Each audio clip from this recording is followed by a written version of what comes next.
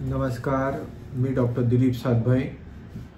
नुकतंच पार्लमेंटमध्ये income tax act 2025चं विधेयक सादर झालं आहे।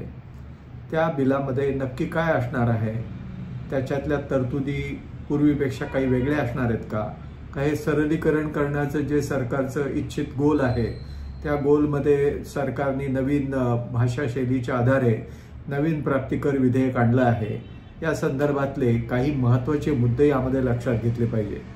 असं निदर्शनाला आलं आहे की या प्राप्तिकर विधेयक 2025 मध्ये जे आपल्याला रिटर्न दाखल करून रिफंड मिळत असतो, इन्कम टॅक्सचा रिफंड मिळत असतो, त्याला परतावा आपण मराठीमध्ये म्हणतो, तर त्या परताव्या संदर्भात मोठा अनपेक्षित निर्बंध आले आहेत आणि त्यासाठी केंद्र सरकारला मोठ्या धावपळीने खुलासा करावा लागलेला आहे।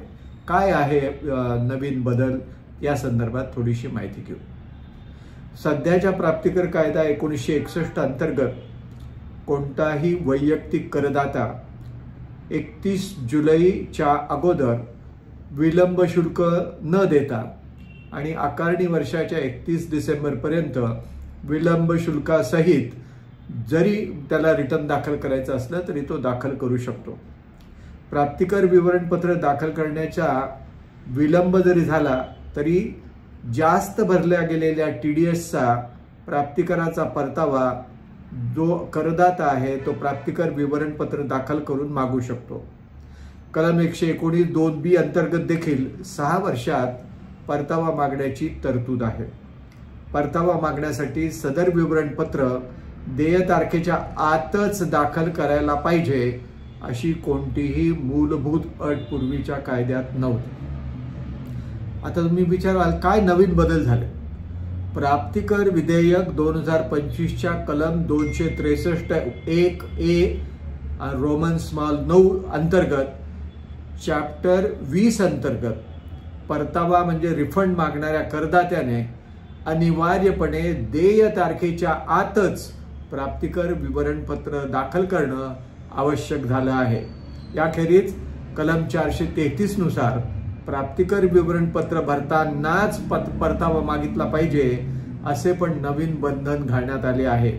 जे करदाते अगदी खऱ्या कारणामुळे जरी देय तारखेला प्राप्तिकर विवरणपत्र दाखल करू शकले नाही किंवा चुकून जादा TDS कापला गेला असेल, अशा केसेसमध्ये त्यांना परताव्याचा दावा करण्यापासून आता रोखले जाऊ शकणार आहे। अशा तरतुदीमुळे वैयक्तिक व इतर करदात्यांना आता आर्थिक अडचणी निर्माण होतील हे मात्र नक्की। ही या मोठ्या विधेयकातील एक मोठी संदिग्धता आहे, ज्याचा अर्थ असा होतो की जर एखाद्या व्यक्तीने वैयक्तिक करदात्यांच्या नियोजित तारखेपूर्वी म्हणजे 31 जुलै रोजी किंवा त्यापूर्वी प्राप्तिकरण विवरणपत्र दाखल केले नाही तर त्याला मुदत उलटल्यानंतर त्यांनी त्यांचे प्राप्तिकर विवरणपत्र भरल्यास ते कोणत्याही रिफंडसाठी किंवा परताव्यासाठी पात्र राहणार नाहीत व त्यांना तो मिळणार नाही। यामुळे सुधारित प्राप्तिकर विवरणपत्राच्या उपयुक्ततेवर देखील मोठ्या प्रमाणात बंधन येणार आहे। याखेरीज एखाद्या करदात्याचा TDS उशिराने म्हणजे प्राप्तिकर विवरणपत्र भरल्यानंतर कापल्या गेल्यास त्याचा दावा त्याला करता येणार नाही। थोडक्यात इतरांच्या चुकीसाठी करदात्याला शासन होऊ शकते अशी परिस्थिती निर्माण होऊ शकते। असे त्रासदायक बदल सोशल मीडियामध्ये आल्यानंतर केंद्र सरकारवर टीकेची झोड उठली व नंतरच लगेच प्राप्तिकर विभागाचा खुलासा आला। प्राप्तिकर विधेयक 2025 नुसार कलम 263 प्राप्तिकर विवरणपत्र दाखल करण्याच्या विविध करदात्यांच्या प्राप्तिकर विवरणपत्र दाखल करण्याच्या तारखा स्पष्ट करते। नवीन विधेयकात विविध रिटर्नसाठी फक्त देय तारखा दिलेल्या आहेत, विलंबित रिटर्नचा कोणताही उल्लेख नाही व हीच गंभीर त्रुटी आहे। याचा त्रुटीचा असा अर्थ निघतो की जर कोणी देय तारखेनंतर त्यांचे रिटर्न भरले तर त्याला परताव्याचा दावा करता येणार नाही। ही अनावधानाने झालेली चूक आहे असे सकृतदर्शनी वाटते। सबब हे विधेयक कायदा होण्यापूर्वी या तरतुदीत काही बदल केले जातात का हे पण आता पाहण्याची गरज निर्माण झाली आहे। या संदर्भात प्राप्तिकर विभागाचा पण खुलासा आला आहे। प्राप्तिकर विभागाने स्पष्टीकरण जारी केले आहे की प्राप्तिकर कायदा 1961 अंतर्गत प्रकरण 19 अंतर्गत परताव्याचा दावा करणाऱ्या व्यक्तींनी कलम 239 अंतर्गत उत्पन्नाचा परतावा भरणे आवश्यक आहे। ही आवश्यकता आता विधेयकाच्या 263(1)(9) अंतर्गत समाविष्ट केली जाईल, जेणेकरून परतावा जारी करण्याची संबंधित इतर तरतुदी अपरिवर्तित राहतील। कलम 263 अन्वये किंवा 268(1) अन्वये दाखल केलेल्या उत्पन्नाच्या रिटर्न्सवर कलम 270 अन्वये प्रक्रिया केली जाईल।